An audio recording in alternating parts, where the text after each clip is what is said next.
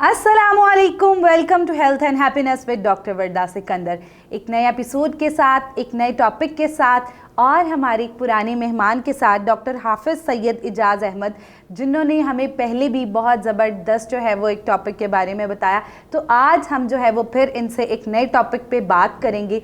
जैसा कि आप जानते हैं, पट्ठों की दर्दों के मसले, पट्ठे लटक जाते हैं, हर टाइम जो है वो टांगों में दर्द होता रहता है। ये एक ऐसे मसले हैं जो कि घर घर में हैं। तो आज न्यूरोमस्कुलर प्रॉब्लम्स जो हैं उसी टॉपिक पे बात करने के लिए हम डॉक्टर साहब को रजू करेंगे। डॉक्टर साहब फिजियोथेरेपिस्ट हैं, न्यूरो रिहैब एक्सपर्ट हैं, जनरल हॉस्पिटल के साथ साथ मसूद हॉस्पिटल में अपनी सर्विसेज दे रहे हैं। आइए इनसे जानते हैं। Welcome to the show sir, कैसे हैं आप? अल्हम्दुलिल्लाह, बिल्कुल ठीक। आप अच्छा, कैसे हैं? परफेक्ट। सर आपसे थोड़ा सा जानना चाहेंगे, ये पट्ठों के दर्द हर औरत हर मर्द, अब तो बच्चे भी कहते हैं जी रात को सोते हैं टांगों में दर्द होता है, थोड़ा सा काम कर लें बाजू चलता नहीं है। ये न्यूरोमस्कुलर प्रॉब्लम्स क्या हैं और ये इतने ज़्यादा आजकल क्यों दिखा जा रहा है?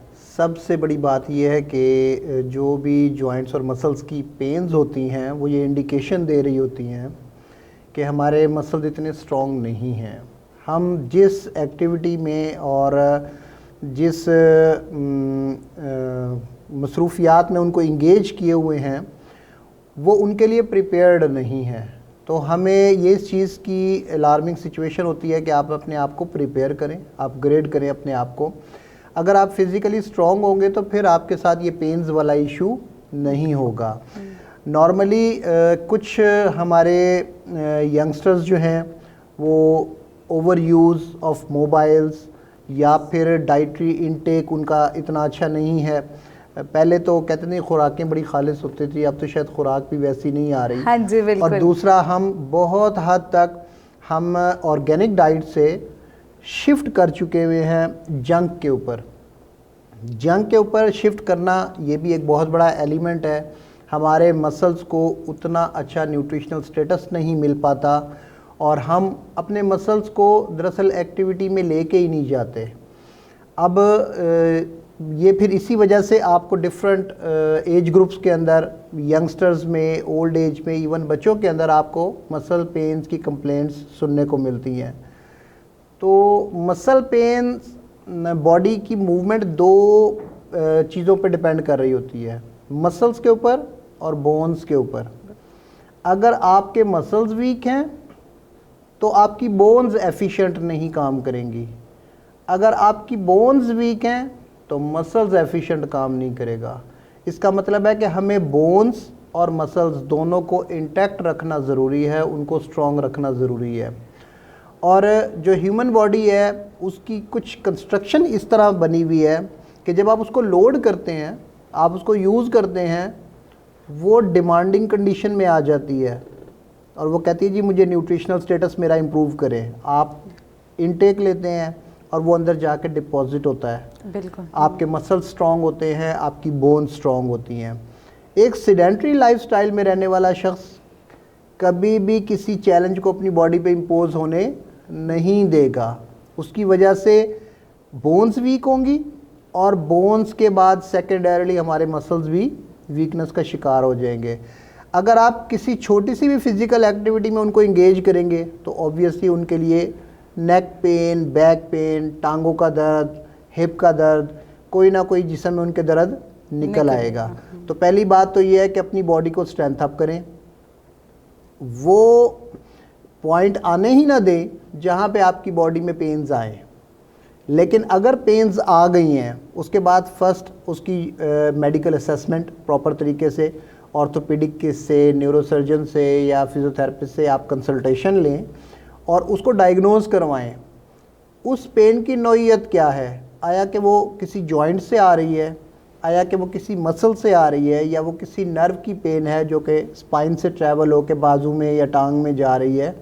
आपको उसकी नौइयत का पता हो, उसके लिए प्रॉपर मेडिकेशन की जाए और उसके बाद जो क्लिनिकली डिसाइडेड उसका ट्रीटमेंट है एक्सरसाइजेज के थ्रू, उसको अपनी रोज़मर्रा की रूटीन में अडेप्ट करें। आपको पता हो कि मैंने ये वर्जिशें करनी हैं तो मेरी नेक स्ट्रॉन्ग रहेगी, मेरी बैक स्ट्रॉन्ग रहेगी और मैं अपनी रूटीन के अंदर नॉर्मल रहूँगा। वो जो एक्सरसाइजेज हैं वो फिजियोथेरेपिस्ट डिसाइड करेगा। फिजियोथेरेपिस्ट ऐसे प्रोफेशनल्स होते हैं जो कि बायोमैकेनिकली सेफ पोस्चर्स जानते हैं, सेफ बॉडी मैकेनिक्स जानते हैं। जब कोई एबनॉर्मेलिटी बॉडी के अंदर आएगी तो उनको पता है कि किस किस एक्सरसाइजेज के थ्रू इसको हम कवर कर सकते हैं या मिनिमाइज कर सकते हैं। आप फिजियोथेरेपिस्ट से कंसल्ट करें, वो आपको जो एक्सरसाइजेज बता दें, उन एक्सरसाइजेज को आपने इन द लॉन्ग रन अपनी रूटीन के अंदर रखना है। बिल्कुल ऐसे ही जैसे एक शुगर का पेशेंट ये ख्याल रखता है कि मैंने मीठा नहीं खाना, मैंने क्या चीज़ खानी है, परहेजों को शामिल करें। ऐसे ही फिजियोथेरेपिस्ट भी आपको बताएगा आपने क्या करना है और आपने क्या नहीं करना है। जब आपको ये दो चीज़ें पता होंगी तो आप रिलेटिवली बहुत ही सेफर जोन में होंगे। आपको पता हो जी मैंने वेट नहीं उठाना, मेरी कमर हर्ट करती है।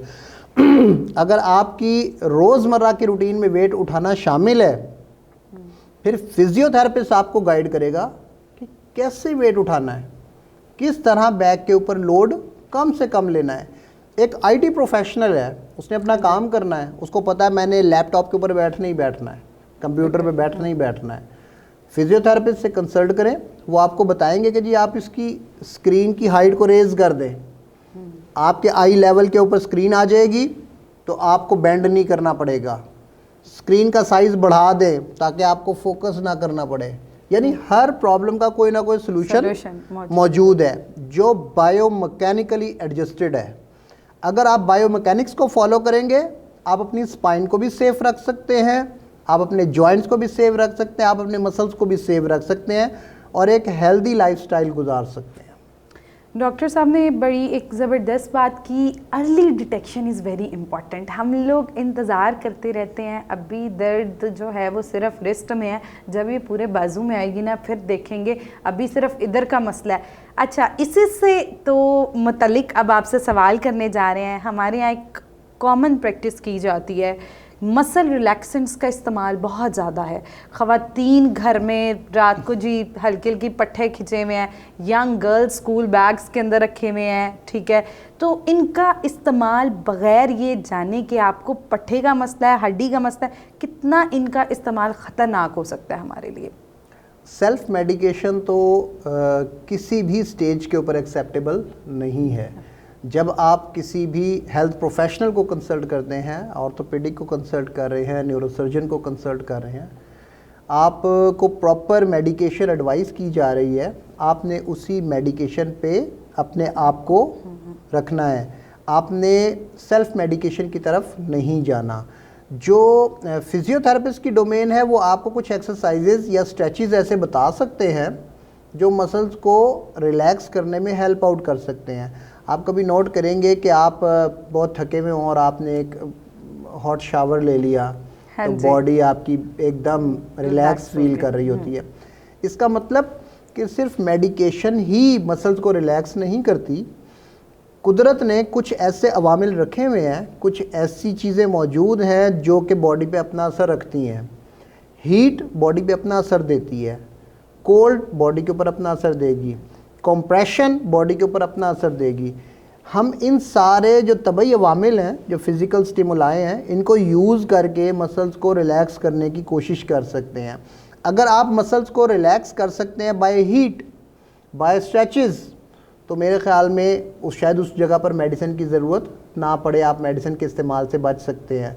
लेकिन जहाँ पर इंडिकेटेड होगी, अगर आपको ऑर्थोपेडिक ने एडवाइस किया हुआ है, न्यूरोसर्जन ने एडवाइस की हुई है, मेडिकेशन एडवाइस की हुई है, प्रॉपर कॉम्बिनेशन है उसका मेडिसिन का, उसमें मसल रिलैक्सेंट्स भी हो सकते हैं, एनसेड्स भी हो सकते हैं, एनर्जेसिक्स भी हो सकते हैं।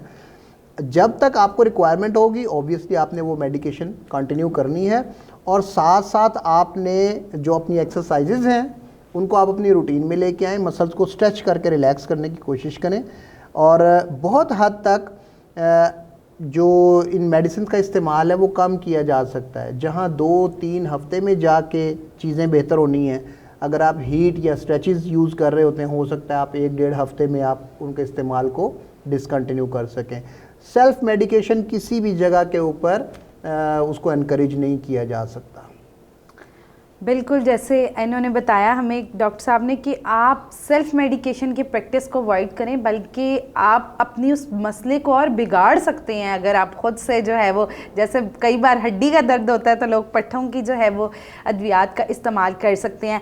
डॉक्टर साहब, एंड पे हम आपसे कुछ 2-3 एक्सरसाइजेज जानना चाहेंगे जो हम बैठे बैठे कर सकते हैं अपने ऑफिस में, जैसे मसल बहुत ज़्यादा स्ट्रेस हो जाते हैं, तो कौन सी ऐसी एक्सरसाइजेज हैं 2-3 हम अपनी रूटीन में शामिल रखें ताकि हम ज़रा कम टायर्ड हों।